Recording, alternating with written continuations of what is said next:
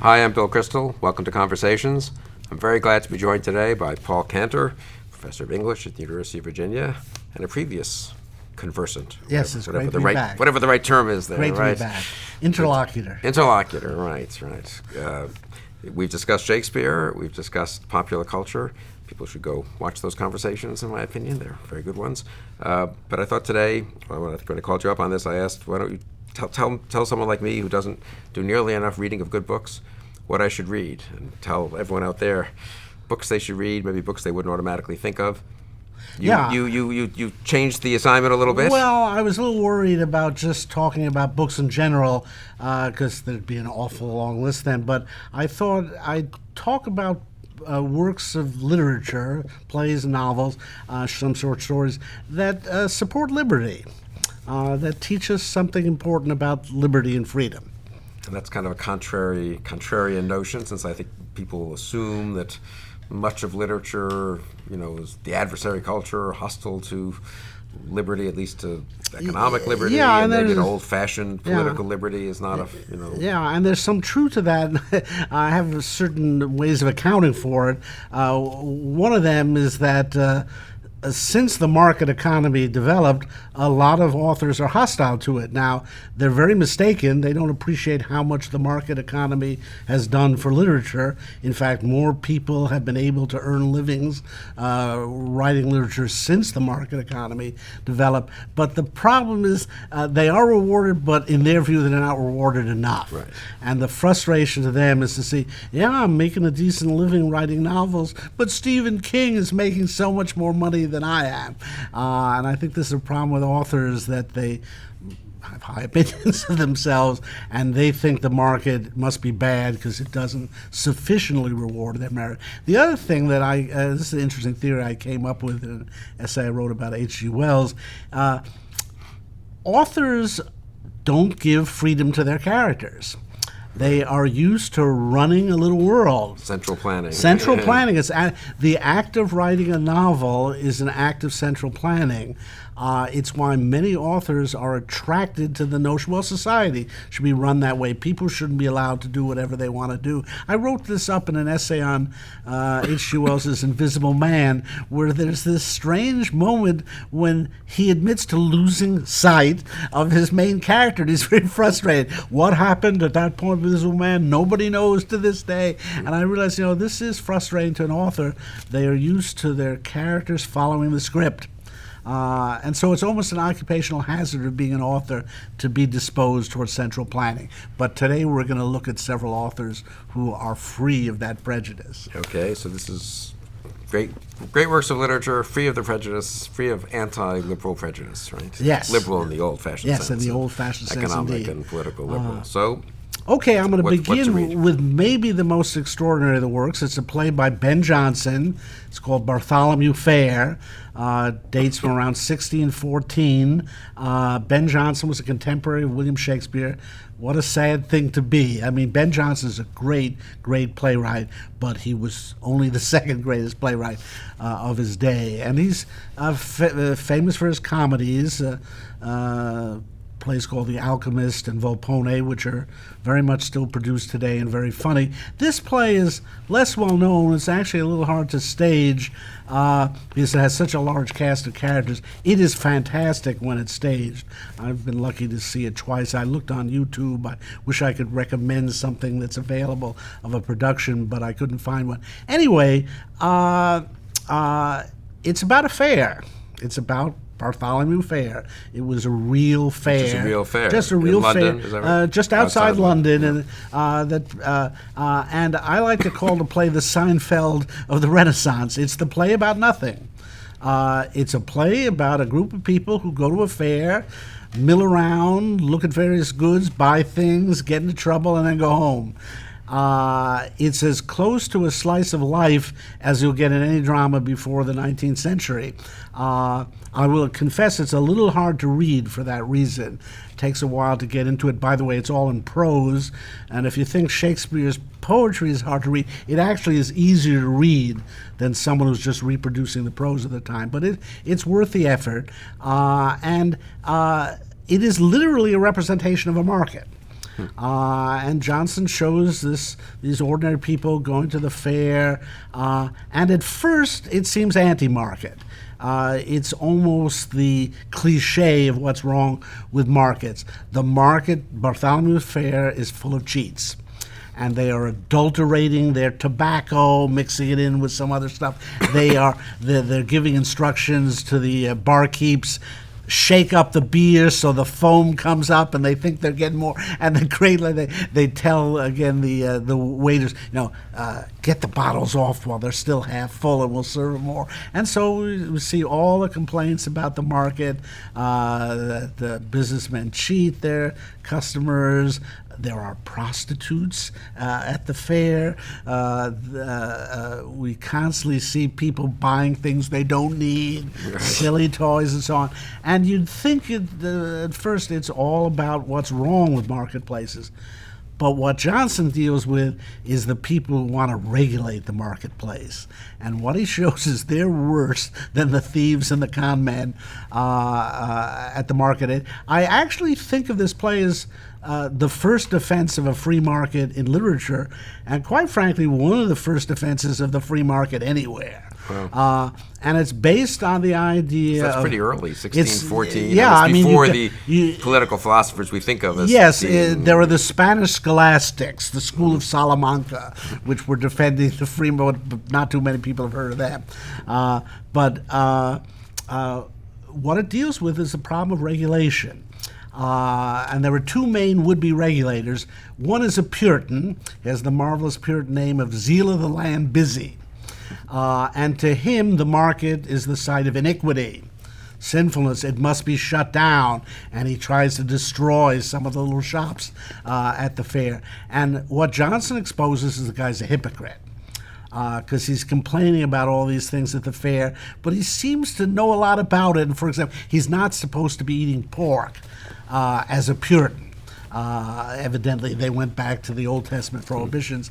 But he loves a pork sandwich, and he comes up with some sophistical argument about why he must encounter the evils of the pork sellers to be able to deal with them, and then he munches down to his delight.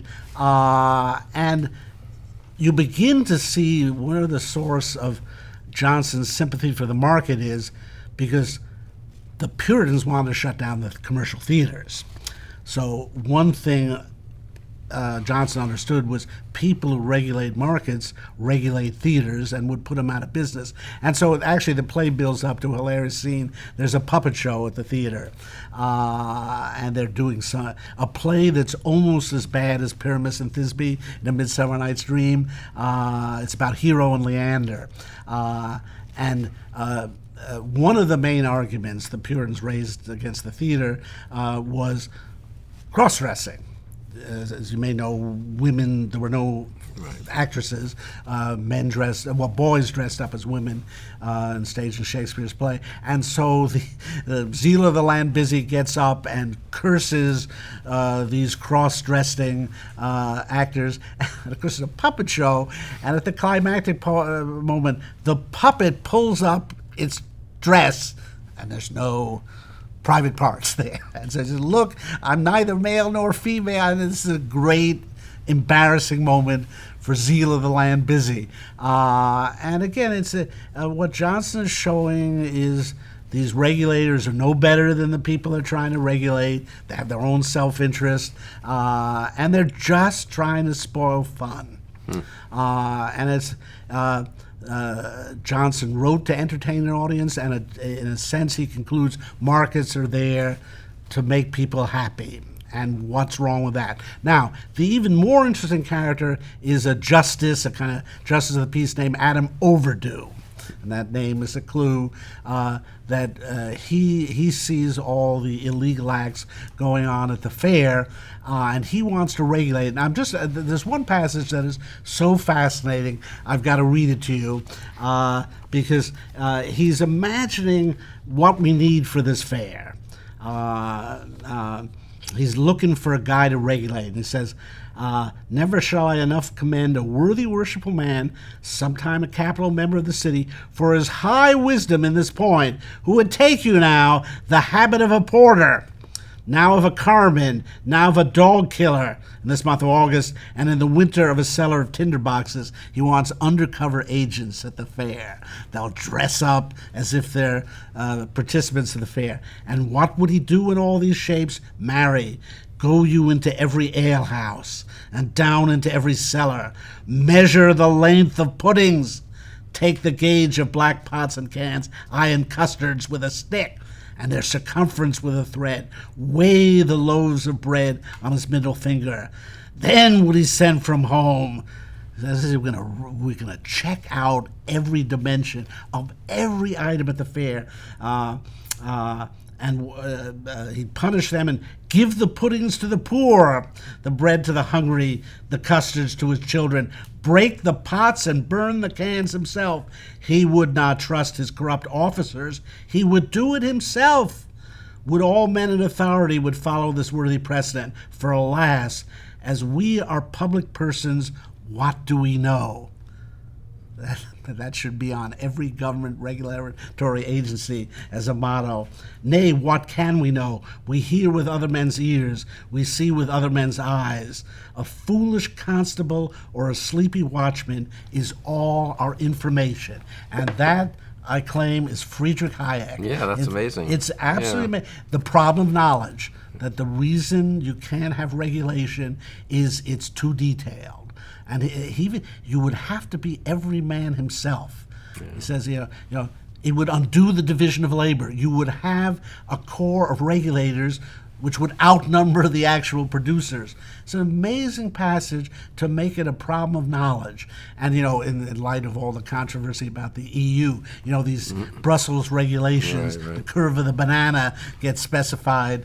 Here, Jonson anticipates that idea as early as 1614. So it's not just anti-clericalism or anti-Puritanism, which would lead you in a liberal direction, presumably. Yeah. It's a sort of more of a critique of central planning and a sort of it is even if it weren't religiously. It's a defense of the marketplace, the dispersal of knowledge, and the other thing is what's quite amazing is that the fair, it's corrupt, but it's innocent and nobody gets hurt.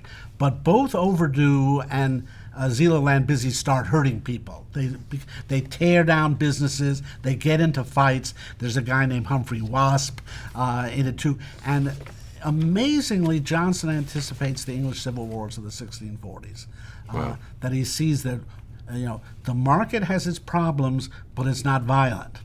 It's a way of bringing people together to satisfy their desires. And there are these other forces, this waspishness, this Puritan intolerance. He sensed this is going to break the peace. And, 30 years after this play, England's plunged into civil war by characters like Adam Overdue and Zealand Busy. Yeah, 1614 is amazing. I mean, I guess Shakespeare has the critique of Puritanism, certainly. Yes, in Twelfth Night. And Measure for Measure, I guess. But not so much the market, the appreciation of the market. I mean, is that? There's a bit of it in Merchant of Venice, or the objection to converting Jews is it will raise the price of pork. Right. It's one of the first formulations of the law of supply and demand in literature. But I think Jonson is ahead of Shakespeare on this issue. Part of the reason is that Jonson sees the correspondence between the spirit of the market and spirit of comedy. Generally, comedy is in defense of human desires. It's all about spoil sports, killjoys, people who stand in the way of people enjoying life, and that's the spirit of the market as well. But particularly the defense of the market here against an overzealous religious attitude and an overzealous political attitude. In all honesty, Jonson never wrote anything quite like this, though there are elements of this in his play The Alchemist as well, but it really is remarkable. Great. Well, it's good to have a recommendation of something a play I'd never heard of. I've actually seen one or two Jonson plays put on here in Washington, and they are funny but seem more conventionally Yes, this is a very comic, as you say. yeah, You're it's making fun of the, you know. Yeah, and this is a very unconventional Wow. play, and it's absolutely brilliant. There's this great character in it called Ursula the Pig Woman, who's usually played by a man, and my dream would have been to see John Belushi play Ursula the Pig Woman, but we'll never get to see that, alas. Sad facts, right. Okay, next, once we've read this play, and Okay. Next on my list is Daniel Defoe's A Journal of the Plague Year, which is the first zombie novel. And it is a novel about the Walking Dead. Now, it is presented as a straightforward non-fictional account of the Great London Plague of 1665. and Defoe writes in, It's written in 1721. so he's early 18th, so a whole century after Jonson, right? Yeah, and he was born, I think, in 1660, so he had actually experienced the plague as a child. And this is very early in the history of the novel, really, and the line between fiction and nonfiction was not clearly drawn. Most people thought Robinson Crusoe was a true account when he wrote that, and in this case, as well, it looks like a true account, somewhat fictionalized. But it's quite literally about the Walking Dead. It's about bubonic plague in London, if that's what it is. I guess that's the best guess. And what's interesting about Defoe, history of the novel, is he really is reacting to the new individualism that comes with Hobbes and Locke and the study of the individual in isolation. That, after all, is what Robinson Crusoe is. So in the case of Robinson Crusoe, he's dealing with something that's obviously the state of nature. But in Journal of the Plague Year, he figured out how to recreate the state of nature in London. That's what the plague did.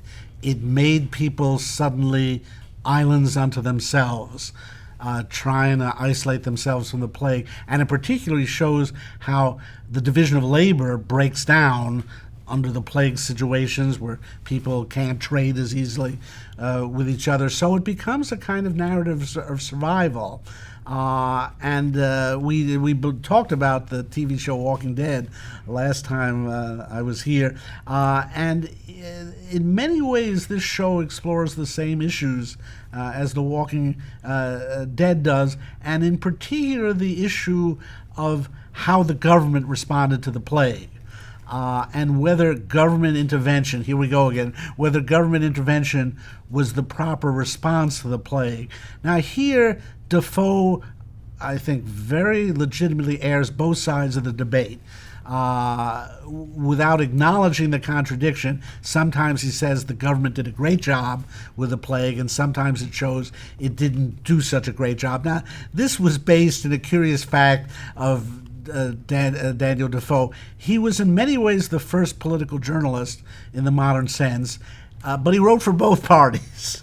He wrote for the Whigs, he wrote for the Tories. There are evidently crazy situations where he's writing editorials against himself. He'll publish something in favor of the Whigs, then he'll write a Tory argument against it. He was just trying to sell articles to newspapers. And there is this fascinating correlation between the rise of newspapers and the development of the novel. And Defoe was the Tom Wolfe of his day, a journalist who wrote novels. So, on the one hand, he does say the government did a great job, that they came in, they set up watches, they quarantined the city, they tried to confine people to their quarters, and offers a really positive image of the government's supervision of the situation. Should point out that it's the civic government of London, though, the municipal government. He's very hard on the royal family and the court that they deserted the city to protect themselves. And you do see something of the Puritan middle-class background of Daniel Defoe, that what he's defending is the middle-class authorities and how they handle it. But counter to that is, again, a kind of Hayekian argument of the unintended consequences of the supervision. That, for example, because houses were being shut down and people isolated. A lot of people didn't report the plague.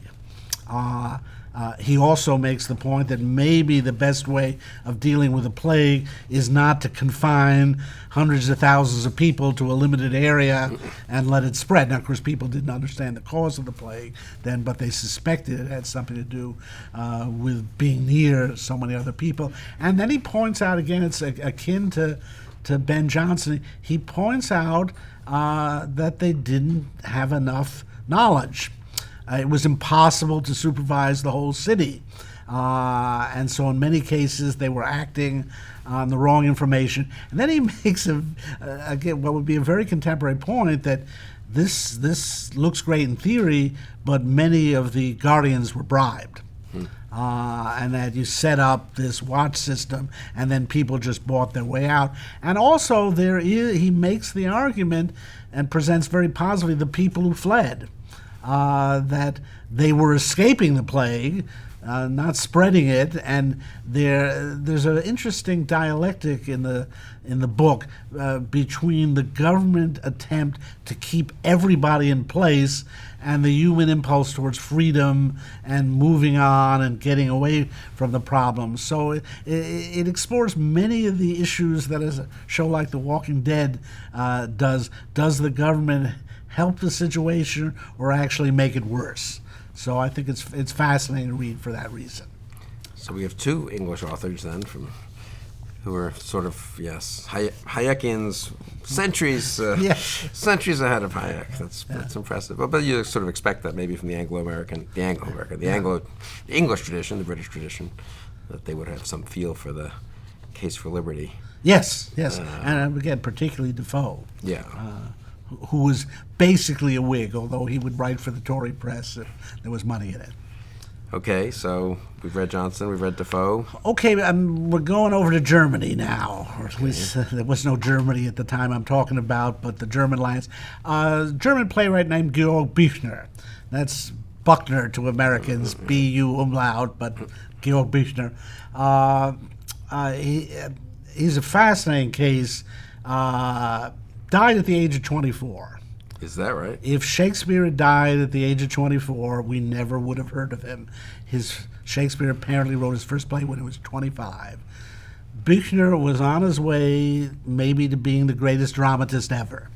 No one, even Hugo von Hofmannsthal, ever wrote such great dramas at that age. Now, when is this? 1830s. He died in 1837. And what does he die of? Just a disease I of some think kind? it was some kind of disease, although evidently his health wasn't that good. He wrote, we have 3 plays. He wrote a 4th play that's been lost.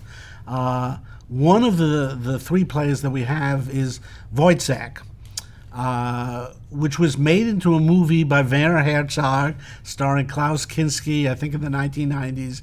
The only way I can express this is to say that Georg Büchner wrote a screenplay for a 1990s movie in 1835. Wow. In fact, none of his plays were produced during his lifetime. His plays were not produced until the 20th century.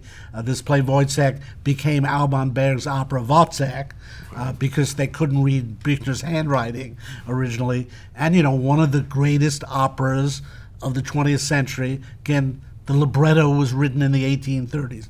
It is one of the most amazing cases in literary history. Talk about a man born before his time. Right. He was writing 20th century literature in the 1830s. No one knew who he was in the 19th century. His plays were enormously influential on 20th century drama, on people like Brecht, for example.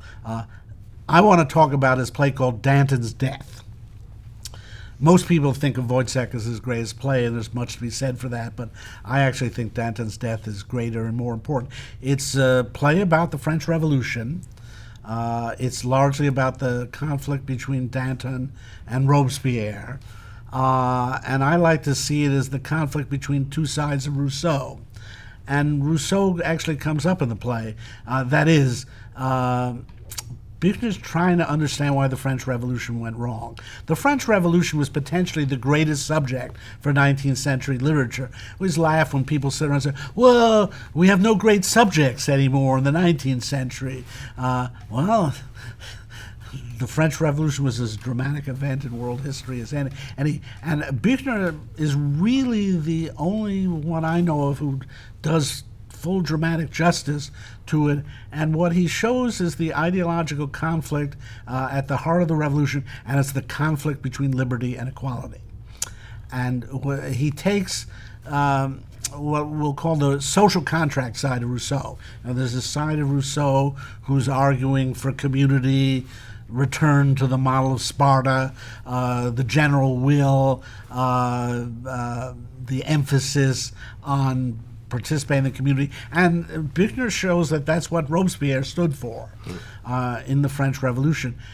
Danton stands for the other side of Rousseau, the Rousseau you'd find in his Reveries of a Solitary Walker, in his Confessions, in all his personal writings where he talks about his own life, where he speaks in favor of a radical freedom, which he sees as the only way of recapturing the state of nature.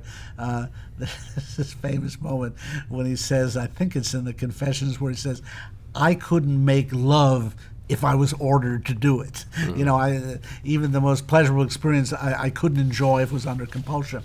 And that's what Danton represents in the play, the libertine aspect. And it really shapes up as the political conflict, the personal conflict between the two.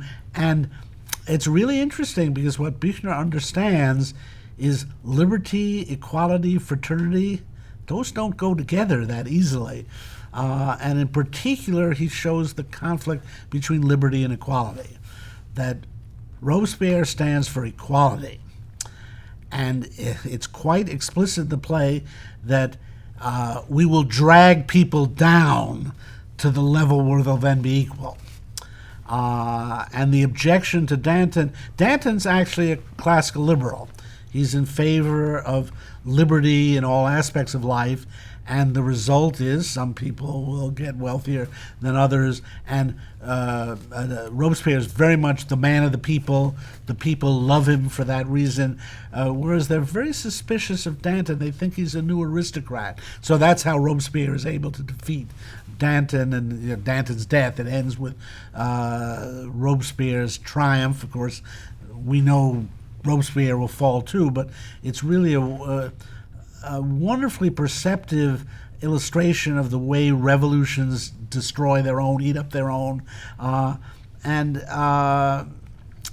is the 1830s. It's not that long after the event, and I think he saw how the French Revolution was going to become the prototype of revolutions later. Now, Büchner himself was a revolutionary. By the way, he was a medical doctor. He had a doctorate in medicine. I mean, it's all at age 24. But he'd also he wrote something called the we'd say the Hessian Courier. In English, he had a revolutionary newspaper trying to stir up people against the aristocrats, and yet part of him saw how dangerous that was. And we said there's one sequence, wonderful sequence in the play where some poor guy, they want to rename his daughter. Cornelia, as you may know, the French Revolution loved to rename things. Right. Notre Dame became the Temple of Reason, and they adopted Roman names. And this guy, he just, it's his daughter, and he wants to name her, and the crowd wants this nice Roman name, and he refers to her as his daughter and say, "Oh no, she's the daughter of the Republic," and it really gets to the sort of stuff that produced names like Lenin and Stalin and so on. It's an amazingly perceptive work, and really raises a fundamental question that we're still dealing with. What is the trade-off between liberty and equality? That sounds great. I've got to admit, I'd never heard of him or of the play. It is staged. It's translated into English. Oh, yes. Many translations. I've seen it in London. Uh-huh. A production of it by Max Reinhardt in 1912 changed the course of 20th century theater. It required radically new methods of production. And from that, so much of 20th century stagecraft developed, because Max Reinhardt was this very great stager in the German theater. Okay, well that sounds great. French Revolution. Well, French Revolution was a huge topic, though. Then, I mean, already obviously. But it's efforts to represent it in literature have not turned out that Napoleon well. was represented in literature, obviously. But even there's some questions of how well that was done. So, it's a remarkable political play. Maybe the best political play of the 19th century. By the way, it has a strong Shakespearean element in it. There is comic relief in it, for example. Shakespeare was his model. Oh, is that right? For it. Yes, wow. yes. Wow. Because Shakespeare was very popular in Germany then. And so it's, in some ways, the most Shakespearean play of the 19th century. Because he's dealing with the same issues. And one of the great issues in it is whether history makes human beings or human beings make history. The characters fight back and forth on this. They realize that if men make history, that's not very democratic. It's the great man theory. And so Robespierre represents the principle no man is indispensable to the revolution. Danton insists, I am. Mm-hmm. I made this revolution. And that's what turns the crowd against him. So it really deals with some... Great. Yeah, it's a great play. Good. I'm glad to have learned about of the play and of the author. I have to go look at those. I wasn't aware that was the origin. I've heard, obviously, I know a tiny bit about the Berg opera, but I didn't know that was the origin of it either. Yeah. And it's really just the play. I mean, it's not. Yes, like, not turned much into a libretto. You know, it is. Büchner did not finish it, and so there were 4 versions. Modern authors have the liberty of choosing scenes, so that, for example, the sequence of scenes in the Berg opera is different from the generally accepted version of the play, and similarly in Herzog's film. The play does work in Wojciech in any order because it's a play about a madman, and part of it is about the disintegration of his mind. So that the scenes follow each other in different order. That works very well. And you recommend the movie? The movie is stunning. I mean, it is perhaps Klaus Kinski's greatest performance, and that's saying a lot.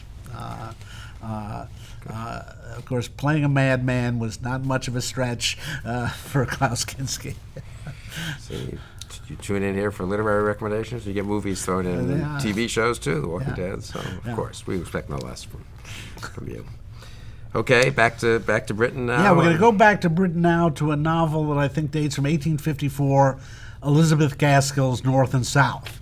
Now, Elizabeth Gaskell is at the very top of the second rank of Victorian novelists, or I would even say at the very bottom of the first rank. There's, I don't know how many Americans have heard of her. She's very well known in England. The book I'm going to discuss is called North and South. That was made into a miniseries in England. Wives and Daughters was made into a miniseries. Let's say she's just below the rank of the Bronte sisters and George Eliot, but she was a very successful novelist at the time, and certainly one of the top 10 novelists of the 19th century in Britain. What's interesting about this book is it defends the Industrial Revolution, and it defends women working in factories. Yeah. And this is so counter to what we think of. It's an amazing book.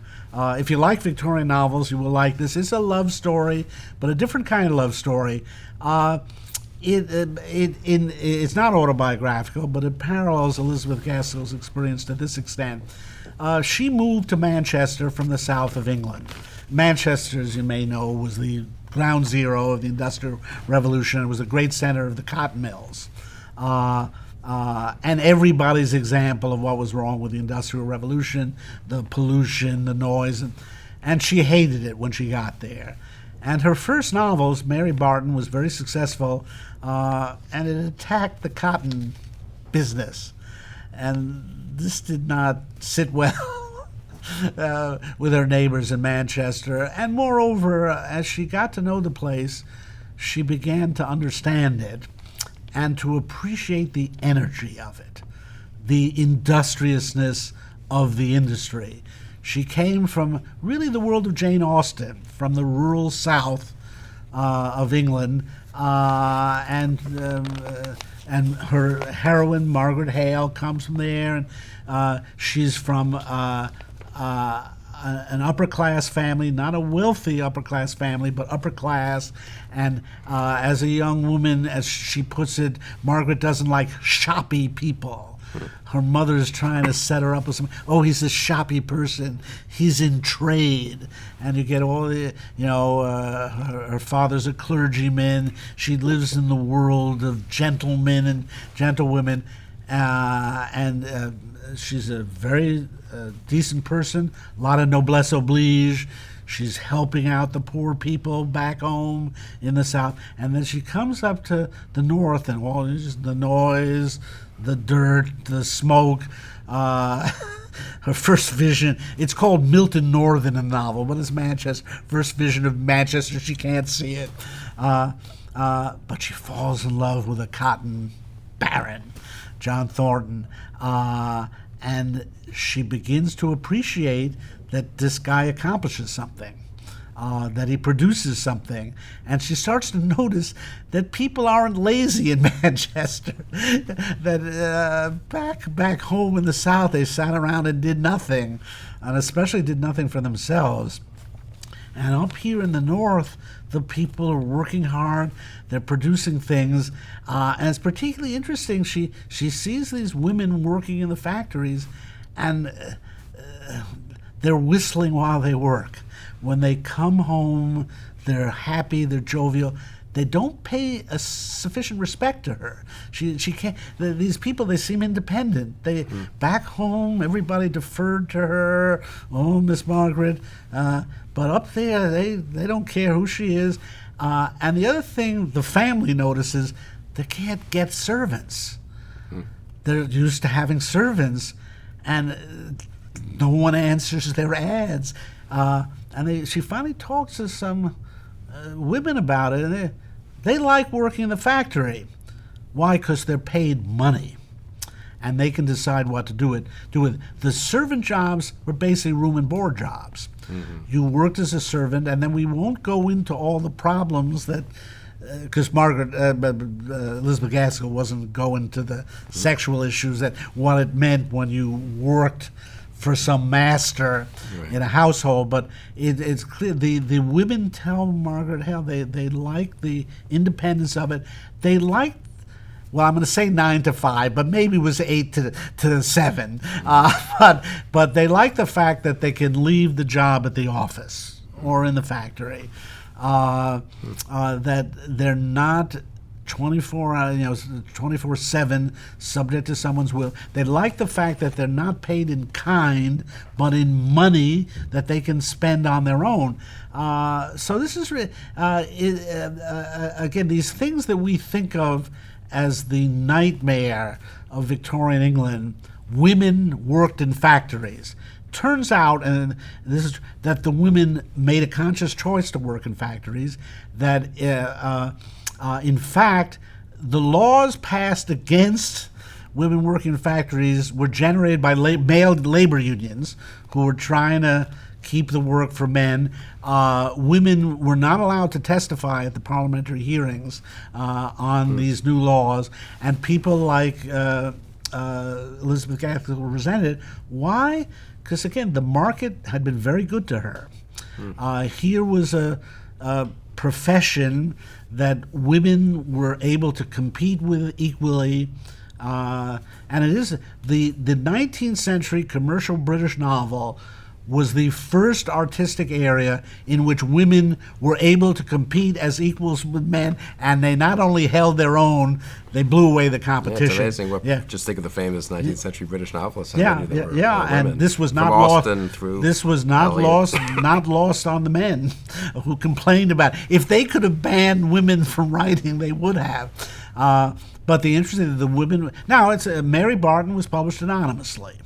But once it was a success, everyone wanted the author of Mary Barton, and she could reveal her identity. And it's interesting, Dickens was her patron. That is, North and South was published serially in Dickens magazine, Household Words. And Dickens actually didn't like her, and he thought of her as a rival. Suddenly, everybody's talking Mary Barton now, and his clever idea is, I'm getting her to work for me, she'll write for my magazine. And they had lots of arguments, actually. Dickens was actually writing Hard Times, his anti-industrial novel, and at the same time, and they were being serialized with North and South a little behind. And North and South is actually a kind of ongoing critique of Hard Times. Wow. It's a fascinating dialogue going on there. So Elizabeth Gaskell experience it's nice to be a working woman. Right. And it's quite remarkable how she was able to see that projected onto the situation of these factory women. And the other thing is, the great thing about the novel, in my view, is it is a critique of agricultural labor. We have these weird fantasies about the 19th century that factory work was so horrible. And it was horrible, but we're comparing it with life today. We don't see that what the practical alternative to factory life was working on farms. Or being a servant, I suppose. Yeah, being a servant or working on farms. And the novel is very strong about how horrible it was to work on an English farm in the 19th century. We think of it as gardening. Oh, you're outdoors. Well, be outdoors in an English fall and spring in northern England. And several of the characters are farmers. And then several of the laborers in the north want to go south. They say, you made the south sound so good. And then she finally, she keeps defending the south even as she comes to appreciate the north. And then finally, one of the laborers who she likes is going to move down south to work on a farm, and she has to confess, you wouldn't last 1 week. You'll die in that weather. And again, it is, we have this myth of English factory life as if it was Mao and the Great Leap Forward, that people were forcing the English people into factories. This was voluntary.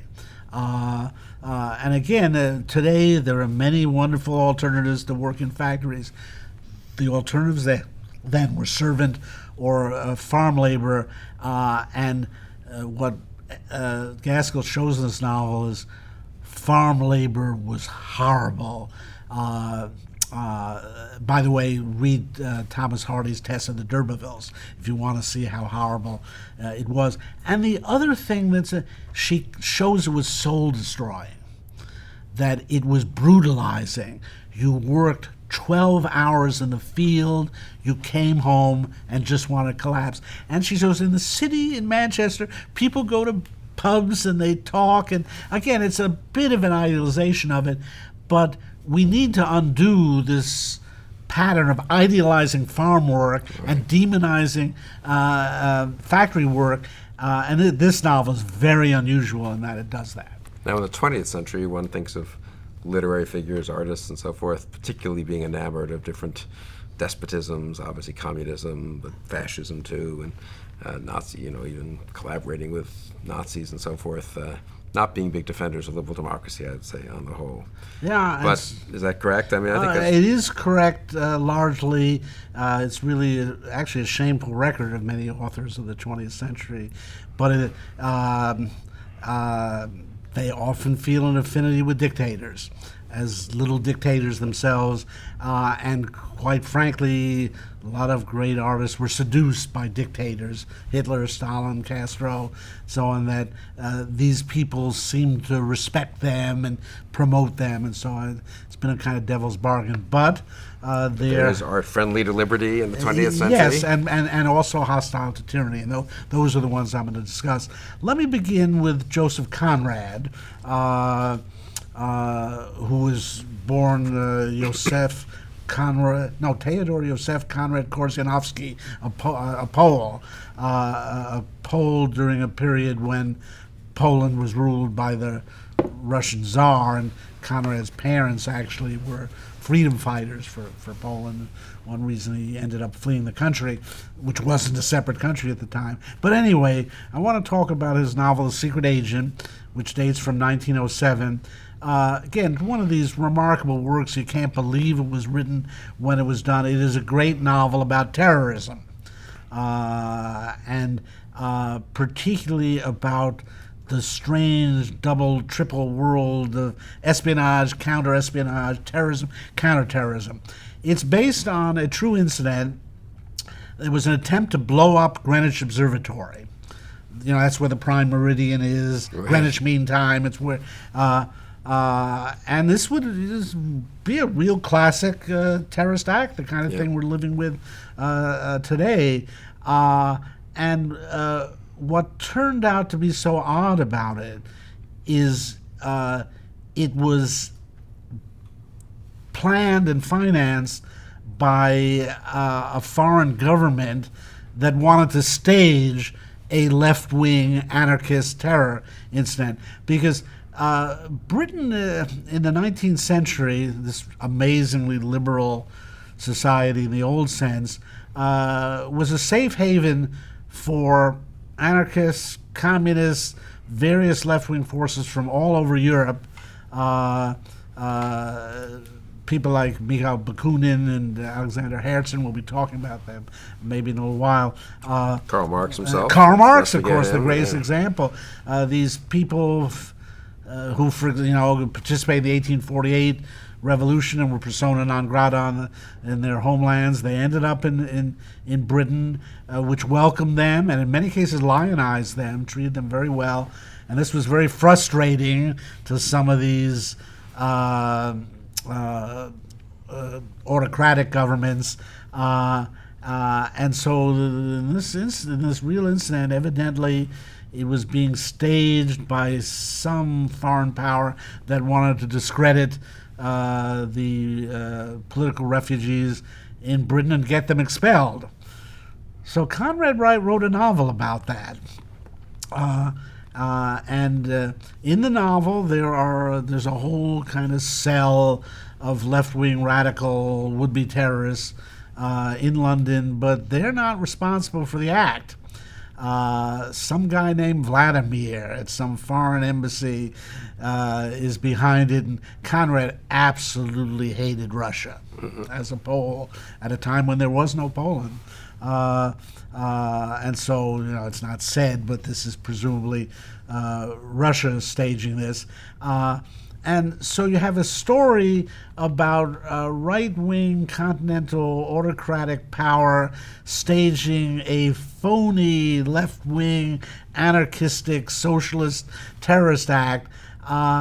And the way many literary critics have interpreted this is Conrad must be negative about all politics, because after all, he shows how evil the right wing is.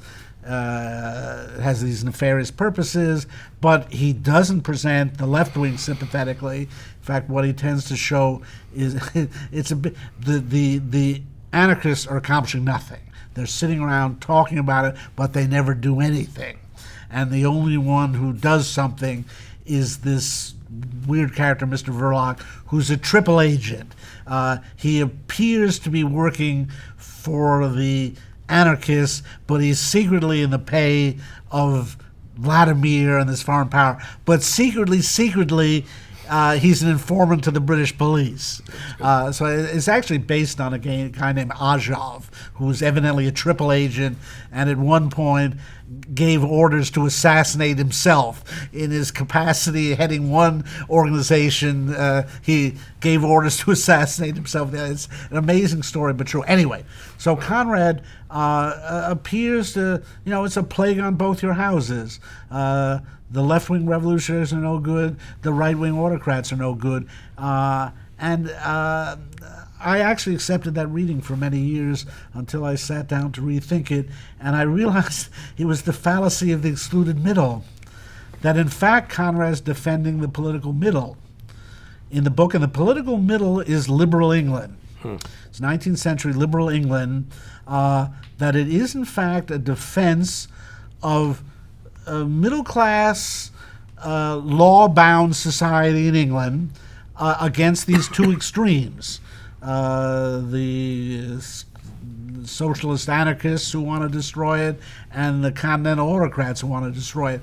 So people talk about the ineffectuality of everybody in this novel, and it's one of the hilarious things about it is the chief of the radicals, a man named Michaelis. He's actually based on Mikhail Bakunin, the Russian anarchist. He's grown so fat that he can barely move, and it becomes emblematic of a left-wing radicalism that now enjoys its celebrity and is not accomplishing anything. But at the Sounds heart, contemporary in some ways. Yeah. I'll get to that actually in a minute. But the hero of the book, and it has a genuine hero, is he's simply called the assistant commissioner, and he's a kind of Sherlock Holmes figure. Conrad was always trying to be successful commercially. Took him a while, but he imitated people like Kipling and H.G. Wells and Conan Doyle. He looked at what was selling and said, well, I'll try that. And so this assistant commissioner tracks down what has really happened by a clue. This, I'm not going to reveal. I'm not going to reveal. Like Lord Jim, this has one of the greatest narrative turns in fiction history, and I won't spoil it, and I don't have to spoil it. I'll just say that through a Sherlock Holmes-like clue, he's able, within a couple of days, to unravel the mystery, go to this guy Vladimir and says, I know you did it, you leave the country, and I won't say any word of this. And he doesn't want to punish Vladimir, he just wants to crush the story, because he knows the aim was to make a big terrorist incident to get the British to change their policy towards continental refugees. He senses the political solution is cover up the story, and he has a way to do it, and it's legitimate the way, because they don't succeed in blowing up. I'll tell you that much. You may have noticed the observatory still. Yeah. They didn't, and in fact they didn't blow it up, and in the story they didn't blow it up. Something gets blown up. Read the novel, you'll find out. But in fact, this assistant commissioner turns out to be brilliant.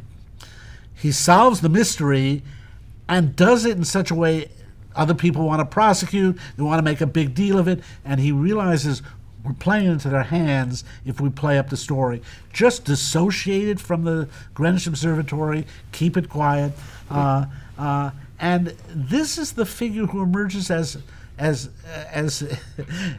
heroic. He's a very ordinary middle-class English type who solves things by his rationality, and everyone thinks England is so stupid.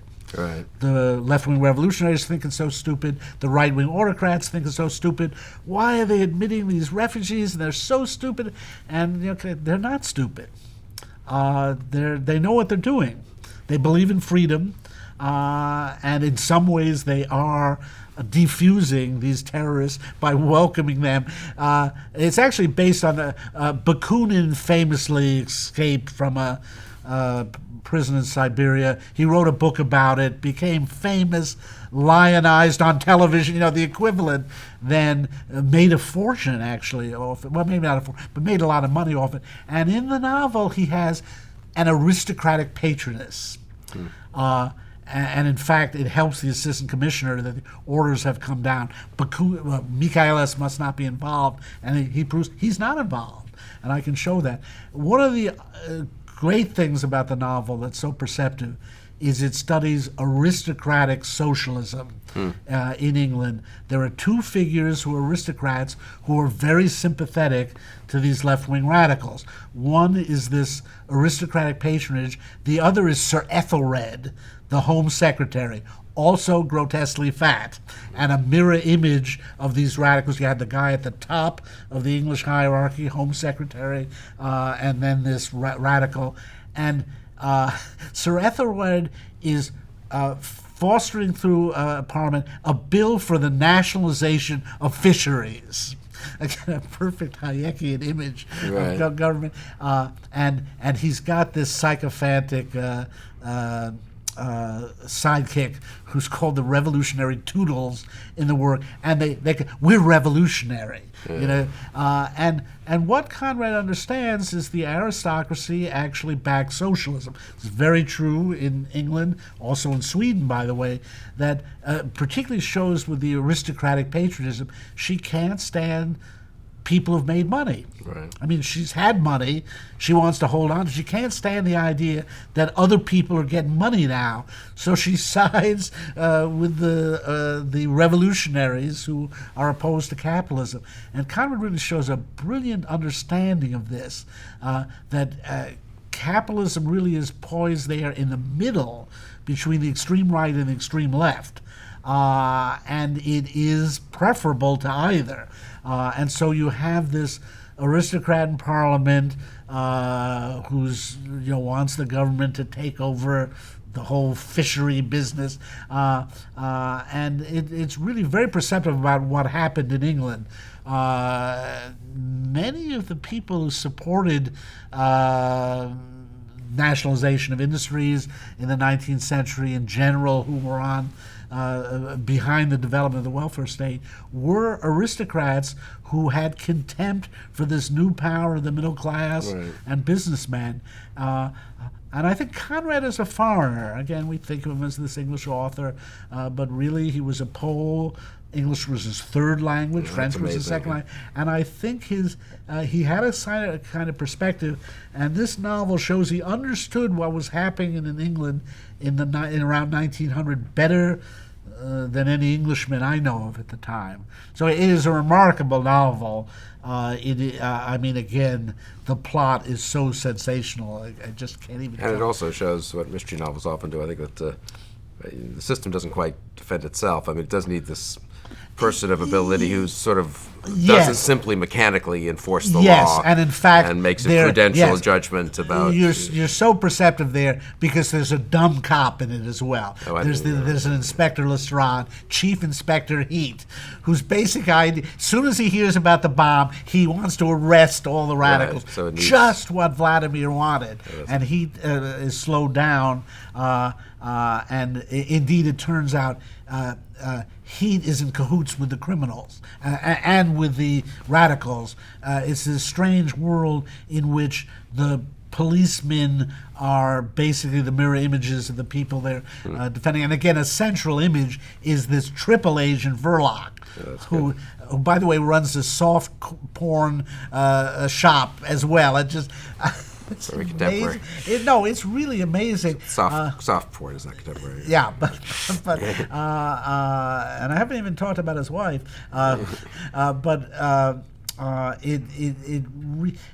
What you see in the novel is that the ordinary forces in England can't defend themselves. And Conrad makes a point, the assistant commissioner looks like a foreigner. And in fact, he's described in a way I think Conrad... So it's like him. Yeah, it is like him. And he likes eating in Italian restaurants. So it's a little... It's as if, you have to be a little foreign to be able to understand these foreigners and defend your country against them. So there's a lot about the English establishment in the work that shows them as not knowing what they're doing. But, it's like Sherlock Holmes, who is such a odd man out, and the outsider has to defend the middle. Great. Yeah. So I'm curious. I mean, when I was in late high school and college, Conrad was a big deal, I would say. If you were sort of had pretensions to be slightly intellectual, you read some Conrad at least, and one knew of the different works and some of the really famous, like Heart of Darkness or Secret Age. Am I wrong? I don't really follow this. I mean, he's less. I mean, read today, or at least he's very, very important in the Academy. Oh, is he? Okay. reassuring. It's actually strange. You agree that he's a very great novelist. Oh, he may be the greatest novelist in English in the 20th century. Really? And now I get a lot of flack for that one. But James Joyce, eat your heart out. But I think he's really great. And it is funny, he didn't succeed commercially until he started writing bad novels late night, but he was very widely read. It's actually very funny, apropos of what you're saying. T.S. Eliot wanted an epigraph from Joseph Conrad in The Wasteland. As you may know, Ezra Pound edited for him. He said, "What the hell do you want an epigraph from this second-rate hack?" And he talked Eliot into taking out the epigraph from Conrad. But he's taken very seriously now. I mean, partially as people have discovered his connection with imperialism, and so Heart of Darkness. Everybody reads Heart of Darkness and learns to condemn it, according to Chinua Achebe's formula, and Lord Jim. So he is read an awful lot in college. I'd say Heart of Darkness is probably one of the 5 or 6 most read literary texts in college today. That's good, even if they don't understand it maybe well, quite. It's worth reading Conrad. And frankly, I had lunch with Chinua Achebe once, at a time, and he said, "Conrad, great author, read him." Even though he'd written this, that essay was for public consumption and to stir up controversy. Okay, so Conrad, other 20th century authors who were friendly to liberty? I'm going to go to Franz Kafka. And this is a bit strange, though not, as I'm going to try to argue, because again, when I was growing up in the 50s, I mean, Kafka was this hot author. Everybody read Kafka, and man, was it ever metaphysical and existential. I mean, Kafka was, everything was a religious allegory, or everything was a psychoanalytic parable. And I mean, that's all true. I mean, his works are incredibly deep and very complicated and ambiguous, and there are all sorts of ways to approach them. There's so much to find in the novels. But, it's interesting. People are rethinking him and realizing that he was an anti-state author, that so much of his writing is about the lack of liberty in 20th century life. Now, it's funny, just after we talked about doing this conversation, I saw this newspaper article there's a new statue of Kafka in Prague. It's by a man, I think the name is David Czerny. And the statue is evidently in front of City Hall, and the sculptor said, "I want people to think of Franz Kafka every time they're totally frustrated by a state employee." Wow.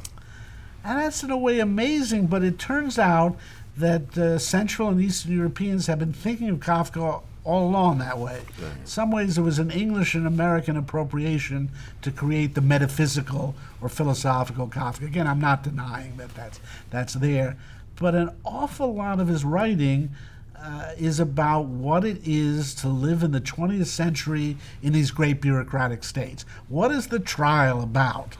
By the way, that's Der Prozess in Germany, the process. It's about this process that you can get sucked into, where, in that case, you don't know what you're accused of, but your whole life is destroyed. And when does he write them? Just to orient people, when is... the first, basically the second decade of the 20th century, 1915, 16, 17. And, it's interesting, and we sometimes get thrown off by authors. What is Kafka?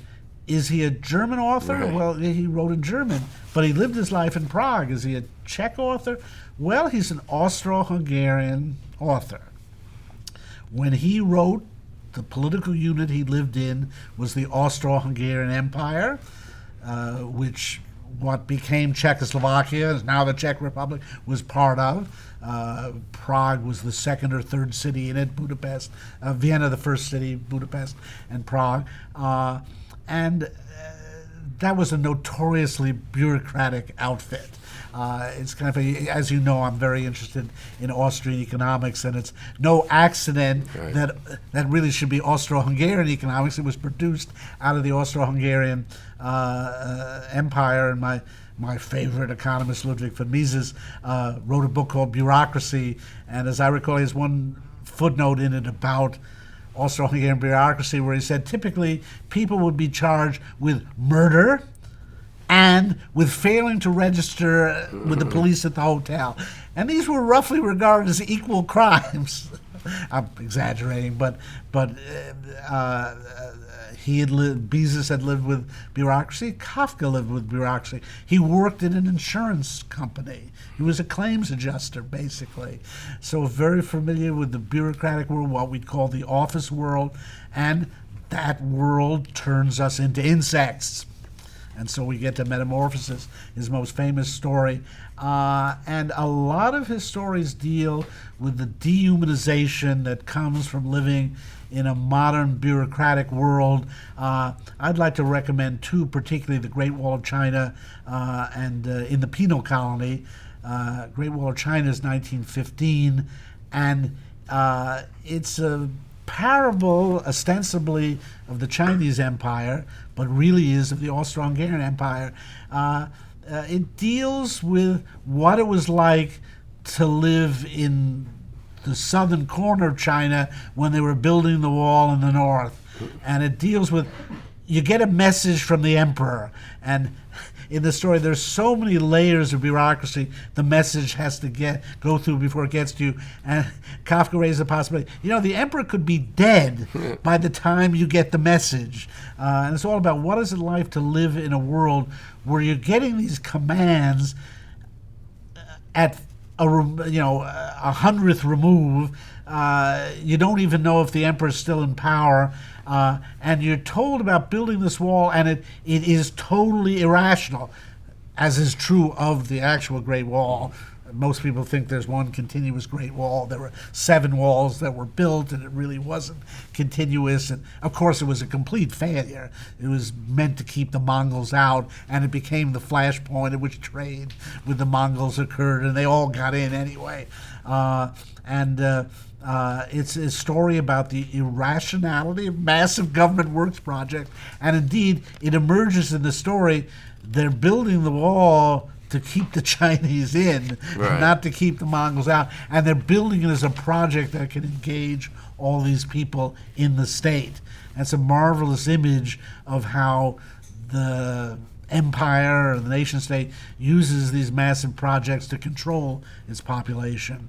It's a pretty short story, but amazingly powerful. And then the other work I'd recommend is In the Penal Colony. Again, it's just an astoundingly prophetic work. It's about a sort of nameless penal colony of some European power, most likely Devil's Island. They seem to speak French in the story, and it's about a punishment machine which engraves the lesson you should be learning on your body. That is, if you're guilty of stealing, it engraves "Thou shalt not steal" on your body, and it's a frightening image of what the state became in so many places in the 20th century. By the way, it's a very interesting illustration of Hannah Arendt's thesis in her book on the origins of totalitarianism, that totalitarianism started in the and genocide specifically in the colonies of Europe, and then came back home. And that's the suggestion here. It's in der Strafkolonie, in the punishment colony. You do these awful things, but it's going to come back to haunt you. And it's about the guy that runs this thing. And the machine is getting creakier and creakier and doesn't work. And finally, he puts himself into it to have the punishment inscribed on him. And it's a nightmare image of the Nazi extermination camps, of the Gulag, of all these horrible things. And in particular, normal understanding is the state punishes people because they've done things wrong, and this is instrumental. It's supposed to set them right. But Kafka suggests that is the state. It's a punishment machine. They're punishing you for the sake of punishing you, and that has terrifying resonance with so many things that came later. Two of Kafka's sisters died in extermination camps. In some ways, it's a blessing he died in the 1920s before this happened. But and he's right. It's true. World War I had started, but it's the tail end of that optimistic vision of the future in Europe, and he sees these really horrible things on the horizon. In the penal colony, it's one of the most powerful stories I know of the 20th century, and I really do recommend it. One of the relatively few authors, I guess, whose name becomes an adjective, an Yes, everyday yes, adjective. yeah. Kafkaesque. Even appears Orwellian. in Breaking Bad, as you know, my favorite TV show. Kafkaesque is used. Yeah, that's an impressive achievement to become such a. Yes, and it's I'm sad. sure of course it oversimplifies and it distorts also. It's sad that he never lived to even have any signs of it.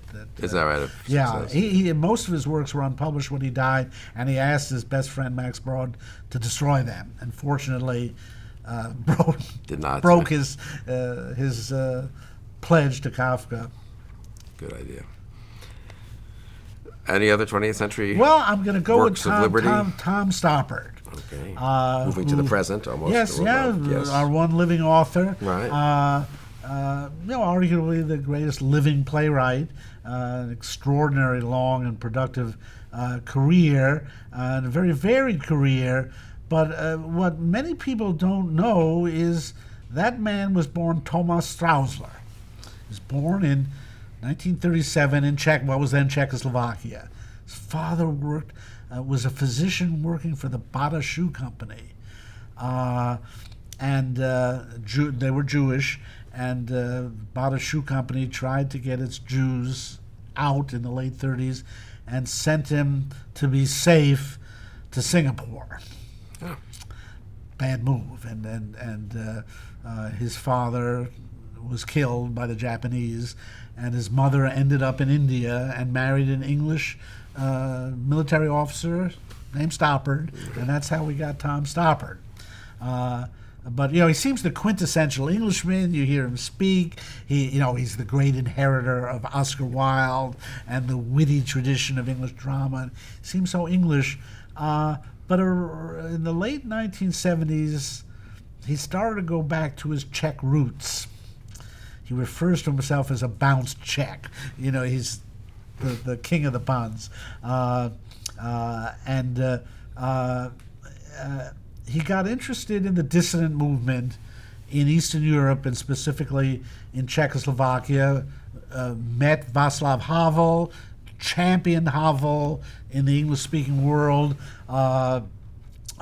and you start to see a number of Which influenced the other, or is it both they ways? developed. It worked both ways, but I always had the impression they were friends and sort of allies. But they were in some ways fully formed before they met. I'll say, as I think about it, in some ways Havel had more of an influence on Stoppard because he opened up this issue of totalitarianism and Czech dissidence. And he in the late 70s, he wrote a series of plays. The first one is Every Good Boy Deserves Favor, which is Stoppard. Stoppard, yes. Which is about the Soviet abuse of psychiatric hospitals. It's a play about a dissident and a genuine madman in the same psychiatric ward. And, of course, being Stoppard, we flip-flop as who's the madman, so on. But it was an attempt to expose this horrific practice in the Soviet system of using the psychiatric wards to imprison dissidents. Then wrote a television play called Professional Foul, which is a term out of soccer, and the play is a lot about football, English football.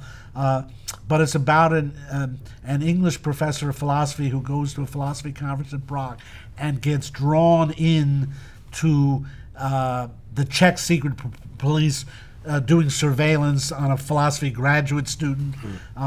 And it's a really interesting play because this guy's a professor of ethics. And he's never made a real ethical decision in his life. It's all this abstract stuff. He has a theory of ethics, but no ethics. And he discovers ethics when he has to lie to save the life of this grad student. And then Stoppard wrote a really weird thing called Dogs, Hamlet, Cahoots, Macbeth. I just wrote a long essay about it for the Review of Politics, and my title is Reality Check. I can Stoppard-like. Yeah. It's very interesting because Stoppard uses Shakespeare in it, and just it's very difficult to explain. But I'll just say it juxtaposes a performance of Hamlet at an English boarding school with a performance of Macbeth in Prague in 1978 as a protest against the crackdown against the '68 generation. And essentially, I mean, it's very complicated, but essentially, Stoppard shows Shakespeare is meaningless in England. They just don't have a clue. Hamlet, they're just going through the motions. They don't care. In Prague, it's become a life and death matter. Wow. And it's an amazing play because it's Macbeth, the knocking at the gate, the famous knocking at the gate. Macbeth has killed Duncan, and someone shows up at the gate, and you hear this knocking. The play proceeds to that point, but it's the secret police knocking at the door. They're there to shut down this dissident production. It's an absolutely brilliant theater. It was actually produced at the Shakespeare Theater here in D.C. in February. Unfortunately, I couldn't get to it, but I saw it in Chicago once. And it's a fascinating play about how Shakespeare's taken seriously under tyranny, where it really counts for something politically, whereas we've gotten too used to it. It's too easy to produce Shakespeare. It takes place at a boarding school. Little kids put on Hamlet, and they don't even understand it. Anyway, but what I really want to talk about is Coast of Utopia, which came out in 2002. Actually, Stoppard heavily revised it for the New York Lincoln Center production in 2007. But it's his War and Peace. It's his play about 19th century Russia with a cast of thousands. It's a trilogy. It's an enormous, sprawling work, but it is an analysis ultimately of what produced the Russian Revolution and communism and how horrible it was. Stoppard, he read Isaiah Berlin to write it, and it shows that it's about the problem of theory and practice, that now it's specifically about Mikhail Bakunin, Alexander Herzen, Vissarion Belinsky, all these proto-revolutionaries. Well, they were revolutionaries, in fact, tried in 48. They wrote these revolutionary newspapers. And the great joke of the plays is these guys can't run their own lives, and yet they want to run the whole world. They just screw up everywhere, particularly in their sexual relationships. They destroy their own families. And Coast of Utopia, they're always on the way to utopia. They are imagining this perfect world, and Stoppard sees that this is going to become real when it gets to Lenin and Stalin, and people get to try out these things in the real world. By the way, Marx is a character in the play, a rather minor one. It's very interesting how it shows that there were so many varieties of left-wing thought, and the question of how Marx ends up on top in it. But it is a deeply anti-utopian play. it shows great sympathy for the characters, particularly Alexander Herzen. I mean, Stoppard really thinks of them as having good hearts. In fact, Herzen, he was illegitimate, and his father gave him the name Herzen because it was good, product of heart. But he shows it doesn't work, and in particular, it's a great attack on the idea of history. The Hegelian and then Marxist idea of history. It shows the tragedy that results when people think that life is governed by history and it's on a march towards progress and nothing can stop it and we just have to enlist in the cause of history. By the way, there's a bit of that in Conrad understands that as well, because he sees the messianic nature of the theories of people like Michaelis in the novel, and it's actually an interesting connection between the Stoppard play and the Conrad novel. Is both works show that what the left can't deal with is contingency. It wants an absolute validation of a utopian situation that will come about as an inexorable product of history, so that it's very symbolic, as Conrad develops, the idea of blowing up the Greenwich Observatory, perfect act of terrorism because it would stop time and stop that temporal element in human life that complicates things. My colleague Stephen Cox has written a wonderful essay on The Secret Agent that appears in a book he and I edited called Literature and the Economics of Liberty, in case you want to explore some other books that deal with it. Should. Yeah. Yes. He talks about how these characters can't deal with the contingency of human life, which is the great subject of novels themselves when they're well written. I would think, yeah. There's a wonderful book on the subject called Narrative and Freedom by Gary Saul Morrison.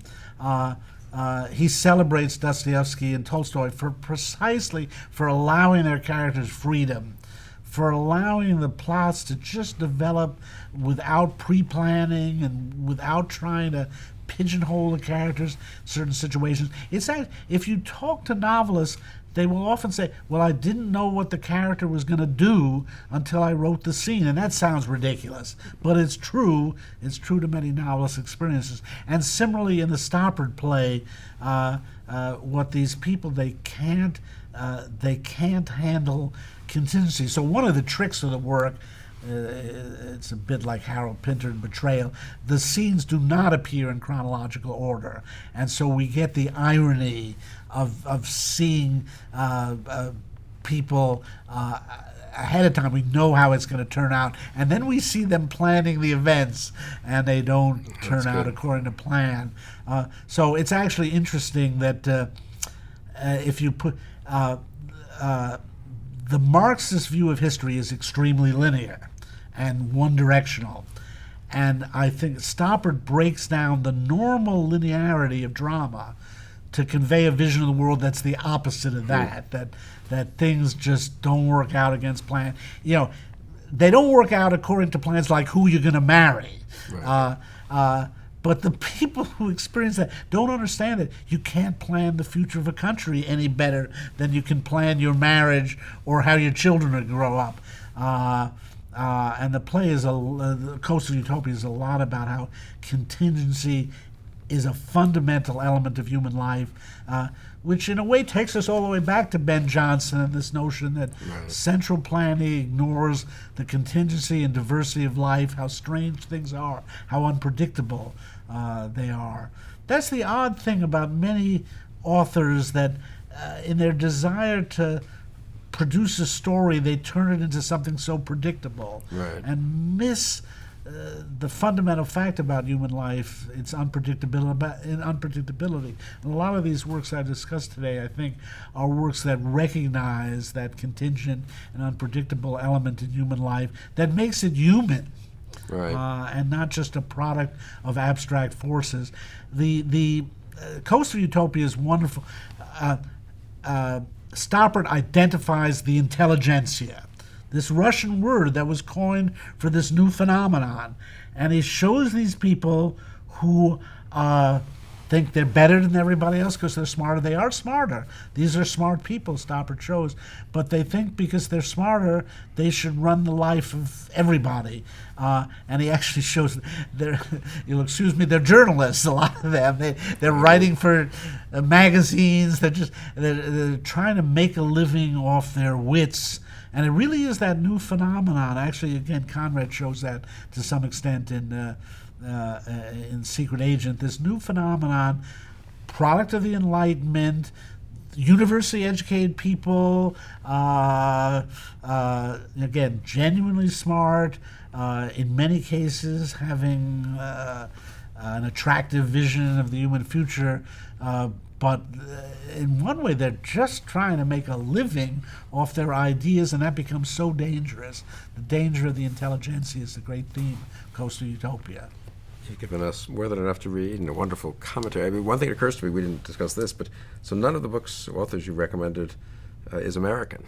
So couldn't that be interpreted in the era of Trump? I feel that that's, a terrible slight. Is there?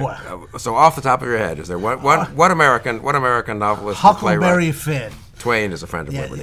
Yes. Okay. Though also understands potential dark side, but Huckleberry Finn is a great celebration of liberty in the great American tradition of lighting out for the frontier. So we should have a separate discussion about American literature, maybe, because they really are interesting, don't you think, trends both ways and among some of the greatest American authors. Absolutely, but the great American image of the frontier. Yeah, by the way, Kafka wrote, his last novel was America, and it's a very bizarre vision of America, but it does show that America was a beacon of freedom in Europe, even Central Europe. Oh, that's great. Well, that's a good note to end on. So, Paul, thanks so much for this extremely instructive and enlightening discussion. And it was a pleasure discussing it with you. Well, thank you, and thank you for joining us on Conversations.